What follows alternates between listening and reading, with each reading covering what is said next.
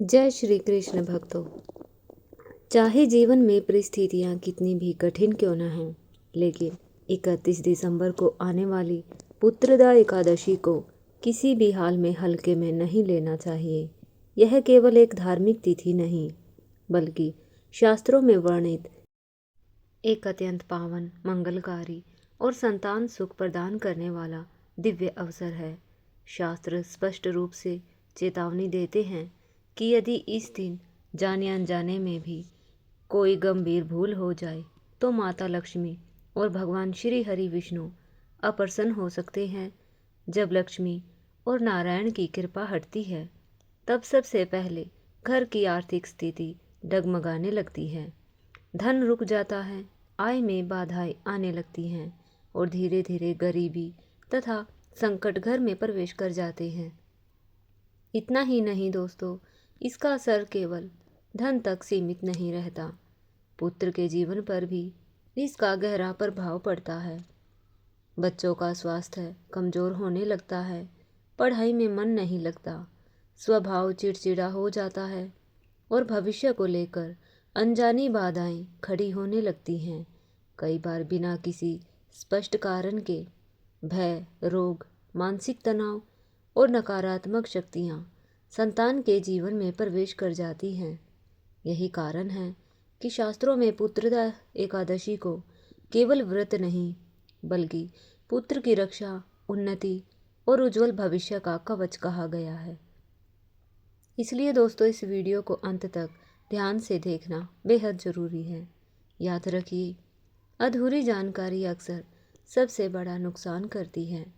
पुत्रदा एकादशी का महत्व समझे बिना या नियमों को न जानकर किया गया कोई भी कार्य बाद में पछतावे का कारण बन सकता है।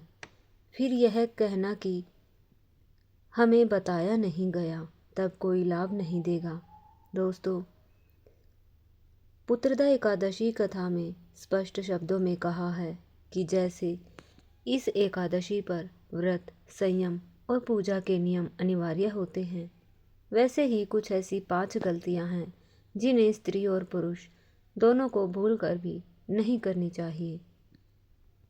यदि इनमें से एक भी गलती हो जाए तो इसका प्रभाव सीधे घर की सुख शांति, समृद्धि और पुत्र के जीवन पर पड़ता है। भक्तों, जिस एकादशी की हम आज बात कर रहे हैं, उसे शास्त्रों में संतान सुख देने वाली, वंश वृद्धि करने वाली और भाग्य बदल देने वाली एकादशी कहा गया है। इस वर्ष की पुत्रदा एकादशी अपने साथ अत्यंत दुर्लभ और शक्तिशाली शुभ योग लेकर आई है। विशेष रूप से सर्वार्थ सिद्धि योग जैसे महान योगों का निर्माण हो रहा है, जिनमें किया गया पूजन, व्रत और संयम जीवन की दिशा ही बदल सकता है। वर्षों बाद ऐसा संयोग बन रहा है जो व्यक्ति के भाग्य में छिपे अवरोधों को हटाने की क्षमता रखता है। इसी कारण 31 दिसंबर की पुत्रदा एकादशी पर कुछ कार्यों की सख्त मनाही बताई गई है। चाहे स्त्री हो या पुरुष, यदि कोई बिना ज्ञान और जानकारी के इन गलतियों को करता है तो माता लक्ष्मी और भगवान विष्णु रुष्ट हो जाते हैं। इसका परिणाम यह होता है कि व्यक्ति को जीवन भर संघर्ष, अभाव और निराशा का सामना करना पड़ता है। इसलिए आपसे विनम्र निवेदन है, वीडियो को पूरा देखें। जो लोग बीच में छोड़ देते हैं, वे न केवल ज्ञान अधूरा रखते हैं, बल्कि जीवन में भी अधूरी सफलता ही प्राप्त करते हैं। हमारे सनातन धर्म की 24 एकादशियों में पुत्रदा एकादशी को सर्वोच्च स्थान दिया है। स्कंद पुराण के अनुसार यह दिन स्वयं माता लक्ष्मी को समर्पित माना गया है। यदि इस दिन कोई अनुचित, निषिद्ध या तामसिक कार्य किया जाए तो कहा गया है कि माता लक्ष्मी के घर के द्वार से ही लौट जाती है।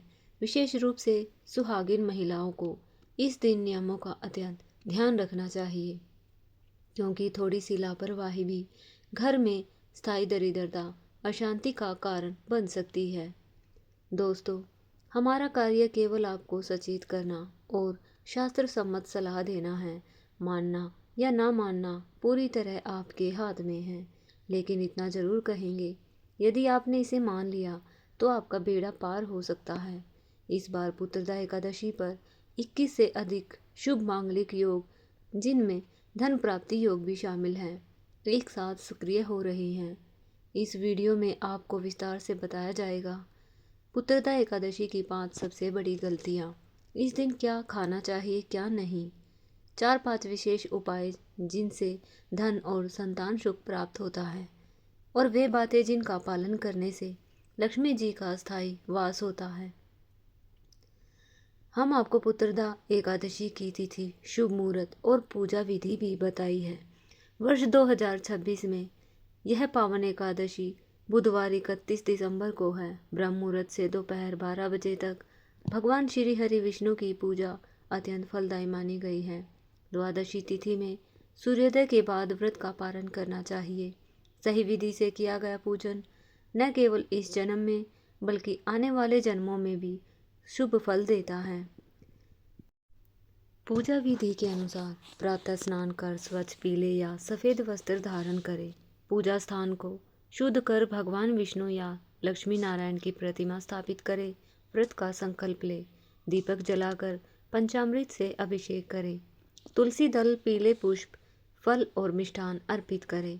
कम से कम 108 बार ओम नमो भगवते वासुदेवाय मंत्र का जप करें और पुत्रदा एकादशी की कथा अवश्य सुने। पहली बड़ी गलती, तुलसी माता से जुड़ी पुत्रदा एकादशी के दिन महिलाएं बाल खोलकर तुलसी माता की पूजा ना करें।